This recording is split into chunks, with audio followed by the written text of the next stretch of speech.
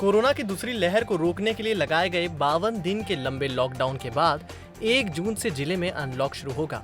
यहाँ सुबह 6 बजे से शाम 6 बजे तक के लिए लेफ्ट राइट पैटर्न यानी एक दिन दाएं हाथ व दूसरे दिन बाएं हाथ की दुकानें खुलेंगी। तो हमारे कृषि यंत्रों की बात आई है, कृषि दुकानों की बात आई है, अगर वो लिमिटेड है तो उसको हमने ज़रूर इसमें रिलैक्सेशन दिया है। अदरवाइज 50% के क्रम से दुकानें एक पट्टी की एक बार और दूसरी पट्टी की दूसरी बार, ये क्रम से लगातार खोलने का निर्णय लिया है। धर्मस्थल यानी मंदिर, मस्जिद, चर्च और गुरुद्वारे आम लोगों के लिए 15 जून तक पूरी तरह बंद रहेंगे। इनमें केवल पुजारी, मौलाना, पादरी एवं ज्ञानी ही पूजन पाठ के लिए जा सकेंगे। धार्मिक स्थल अभी हमने कहा कि जो 15 तारीख तक अभी जो हमारा चल रहा है वही चलता रहेगा। नहीं, स्थानीय लोग जो पूजा करने वाले अंदर जो जाते हैं बस उतने ही जाएंगे, आम नागरिक नहीं जा पाएंगे, अभी उससे बंद किया हुआ है। चिमनगंज सहित अन्य कृषि उपज मंडियां खुलेंगी, लेकिन तोल बड़े इलेक्ट्रॉनिक कांटे पर ही होगा। इलेक्ट्रॉनिक कांटे पर तोल होने से हम्माल और तुलावटियों की मजदूरी पर कोई असर नहीं होगा। उन्हें उनकी मजदूरी हमेशा की तरह मिलती रहेगी। कृषि उपज मंडी के अंदर जो माल आएगा वो माल अब बजाय व्यक्तिगत तुलने के इलेक्ट्रॉनिक तोल कांटे से तुल कर जाएगा। तुलावटें हम्मालियों का नुकसान नहीं होगा, उनकी हम्माली मिल जाएगी, लेकिन बड़े तोल कांटे का 20 रुपये वो संबंधित व्यापारी उसको भुगतान कर देगा। अनलॉक में प्रशासन का पूरा फोकस वैक्सीनेशन पर रहेगा। खासकर व्यापारियों, छोटे विक्रेताओं, उद्योगों में काम करने वाले श्रमिकों का वैक्सीनेशन तेजी से किया जाएगा ताकि संक्रमण फैलने का खतरा कम रहे। साथ हमने एक निर्णय लिया है कि हमारे अपने जितने भी जनप्रतिनिधि हैं वो टीकाकरण में खूब ताकत के साथ लगेंगे। अलग अलग खास करके व्यापारिक संस्थानों में, बड़े उद्योगों में हम भिड़ करके सब लोग टीकाकरण करवाएंगे। वैवाहिक समारोह 20 लोगों के साथ होंगे, लेकिन अब मेजबान को अतिथियों की सूची कलेक्टर के बजाय स्थानीय थाने में जमा करानी होगी। शादी ब्याह को लेकर के वो निर्णय जो शासन का है 20-20, 10-10 दोनों पक्ष के, लेकिन उसके लिए संबंधित थाने में सूची दे दे। एसडीएम पे या कलेक्टरेट आने की ज़रूरत नहीं पड़ेगी, तो वो शादी ब्याह कर सकेंगे। गुरुद्वारे में जरूर शादी जो होती है तो गुरुद्वारे वाले उनको दिक्कत है कि वो गुरुद्वारे के बाहर फेरे नहीं करते हैं, तो उनको अपन ने इसमें थोड़ा सा कंसिडर किया है। रविवार को जिला क्राइसिस मैनेजमेंट ग्रुप ने राज्य शासन से मिली गाइडलाइन पर बृहस्पति भवन में चर्चा की। करीब 1 घंटे चली चर्चा में स्थानीय मसलों को देखते हुए अनलॉक की प्रक्रिया को मंजूरी दे दी गई। आइए देखते हैं क्या पूरी तरह बंद रहेगा। सामाजिक, राजनीतिक, खेल, मनोरंजन, सांस्कृतिक, धार्मिक आयोजन एवं मेले बिल्कुल नहीं होंगे। सिनेमा घर, shopping mall, swimming pool, theatre, picnic spot, auditorium एवं सभागृह अभी पूरी तरह बंद रहेंगे। अंतिम संस्कार में पहले की तरह केवल 10 लोग ही शामिल होंगे। विवाह समारोह में वर एवं वधू पक्ष से केवल 20 लोग शामिल होंगे। समारोह करने से पहले अनुमति लेनी होगी। इसके लिए अतिथियों की सूची स्थानीय थाने में जमा करानी होगी। रेस्टोरेंट एवं भोजनालय खुलेंगे। 5% से अधिक संक्रमण वाले क्षेत्रों में रेस्टोरेंट पर केवल टेक अवे की सुविधा होगी, यानी यहाँ से ग्राहक खाना खरीद सकेंगे। जहाँ संक्रमण दर 5% से कम होगी, वहाँ 50% क्षमता के साथ ग्राहकों को खाना परोसा जा सकेगा।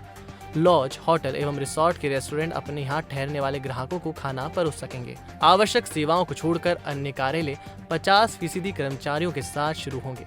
इनमें अधिकारियों की उपस्थिति 100% रहेगी। किसी भी स्थल पर 6 से ज्यादा लोग एकत्रित नहीं होंगे। बस, ऑटो, ई रिक्शा, टैक्सी चलेंगे, लेकिन इनमें सोशल डिस्टेंसिंग रखनी जरूरी होगी। ई रिक्शा में केवल 2 ही लोग बैठ सकेंगे। निजी 4 व्हीलर में ड्राइवर सहित 3 लोग ही यात्रा कर सकेंगे। लेबर मार्केट कोविड प्रोटोकॉल का पालन करते हुए खोले जा सकेंगे। यह प्रतिबंध से मुक्त रहेंगे। सारे उद्योग एक बार फिर शुरू होंगे। हालांकि इनमें काम करने वाले कर्मचारियों को ID कार्ड अपने साथ रखने होंगे। मांगने पर यह कार्ड दिखाना अनिवार्य होगा। खास करके हमने निर्माण से लेकर के सारे कामों को पहले उद्योग वालों को चालू रखा था, लेकिन अब छोटे छोटे उद्योग धंधे वाले लोगों को हमने कंसिडर किया है। पेंटर से लेकर छोटे छोटे अपने अलग अलग निर्माण करने वाले शहरी क्षेत्र के अंदर के भी लोगों को, पर टीकाकरण की अनिवार्यता हमने उनके साथ जोड़ी है कि वो टीकाकरण कराएं। उसमें प्रशासन मदद करेगा ताकि टीकाकरण के बाद बीमारी का संक्रमण नहीं फैले। मेडिकल स्टोर, PDS दुकानें, किराना दुकानें, फल एवं सब्जियों की दुकानें, डेयरी, आटा चक्की, पशु आहार की दुकानें पूरे दिन खुली रहेंगी। कृषि यंत्र या कृषि सामग्रियों की दुकानें भी पूरे समय खुली रहेंगी। मोहल्ले एवं कॉलोनियों की दुकानें पूरे समय खुली रखी जा सकेंगी। ई-कॉमर्स कंपनियां होम डिलीवरी कर सकेंगी। पेट्रोल पंप, गैस स्टेशन एवं रसोई गैस जैसी एजेंसियां पूरी तरह चालू होंगी। कुरियर सेवाएं भी फिर से शुरू हो सकेंगी। घरेलू सेवा देने वाले धोबी, ड्राइवर, हाउस हेल्प, मेड और कुक के आने जाने पर रोक नहीं होगी।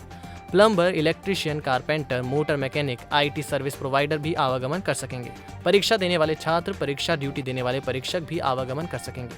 विश्वविद्यालय के एग्ज़ाम को लेकर गाइडलाइन ही बनाई गई कि हमारे सारे बच्चों को नज़दीक के 2-5 किलोमीटर के आसपास ही जो कोई एक वो सेंटर बनाने वाले जिसकी लिस्ट ओपन करेंगे। मोटे तौर पर वो हायर सेकेंडरी स्कूल रहेंगे तो उन स्थानों पर वो कापी लाकर जमा कर देंगे। उन कापियों से ही बाद में उनका रिजल्ट बनेगा।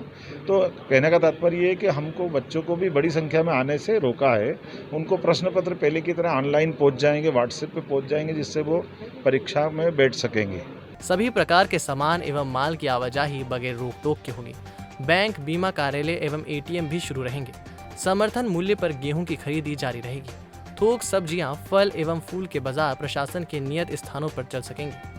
अनलॉक की गाइडलाइन जारी करते हुए कैबिनेट मंत्री मोहन यादव ने बताया, दूध, मेडिकल और पेट्रोल पंप इनको छोड़ करके सुबह से 6 बजे से शाम की 6 बजे तक अपना अपना व्यवसाय कर सकेंगे, लेकिन 6 बजे बाद किसी को छूट नहीं रहेगी। ये इसमें नियम बनाया है। जो हमारी पॉजिटिविटी दर लगभग 29% तक चली गई थी, उसको आज 5% से कम वाली गाइडलाइन लाए में माननीय सांसद अनिल फिरोजिया जी, माननीय हमारे वरिष्ठ नेता पूर्व मंत्री और विधायक माननीय पाराजी जैन साहब, दोनों जिलाध्यक्ष माननीय विवेक जी, बहादुर सिंह जी, कलेक्टर उज्जैन, SP उज्जैन और सब लोग क्षेत्रीय विधायकों, अलग अलग विधानसभा वालों, सबका आभार भी मानता हूँ। सब ने एकजुटता के साथ, ताकत के साथ जिस प्रकार से काम किया है, यही कारण है कि आज हमारी पॉजिटिविटी 1% पे आ गई है। और इसी कारण से हमने कहा कि जो हमारी पॉजिटिविटी 1% पे आई है, यह वर्तमान में बरकरार रहे, इसलिए कुछ कठोर फैसले भी हमने अपने स्तर पर लिए हैं। जिला क्राइसिस मैनेजमेंट ग्रुप की बैठक में सदस्यों को गाइडलाइन की हार्ड कॉपी नहीं देने से सांसद अनिल फिरोजिया नाराज हो गए। अधिकारियों के सामने उन्होंने आपत्ति भी दर्ज कराई। हालांकि सांसद की आपत्ति के बाद सभी सदस्यों को गाइडलाइन की हार्ड कॉपी उपलब्ध करा दी गई। मीडिया से सांसद ने कहा कि नाराजगी जैसी बात नहीं थी, अधिकारियों को बस हार्ड कॉपी के बारे में बोला था ताकि फैसला करने से पहले गाइडलाइन देख तो ली जाए। नाराजगी प्रकट नहीं है। जो गाइडलाइन मध्य प्रदेश शासन की आई है वो कम से कम एक कॉपी जो क्राइसिस मैनेजमेंट के जनप्रतिनिधि हैं, चाहे सांसद हो, विधायक हो, मंत्री हो, तो प्रशासन को उनको देना चाहिए ताकि वो पढ़ ले, उसके बाद बैठक हो तो मालूम तो पड़े कि मध्य प्रदेश शासन ने, हमारे माननीय मुख्यमंत्री जी ने क्या दिशा निर्देश गाइडलाइन करी है। उसके बाद उसमें हम कहाँ क्या करना है उस पर विचार करें।